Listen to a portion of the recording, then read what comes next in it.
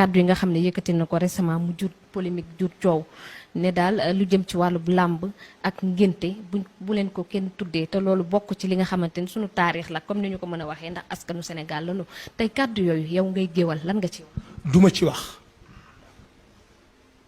yàlla xam na ne duma ci wax non buñ dajewoon tey musuma ko gis xaw ma fu mu dëkk ci àddina mais duma ci wax non duma ci wax non duma ci en tout cas duma ci wax duma ci wax duma ci wax man dinaa tëgg làmb am naa ku may tudde làmb waaye duma ci wax dama ne duma ci wax aw ma tontu ci wax boobu man daal dinaa tëgg làmb am naa ku may tudde sama làmb ah mais en tout cas ñi ma ko doon tudde duma ci bàyyi kenn bu ko suñu borom dogalee fekk maa ngi noyyi waaye dossier boobu daal duma ci wax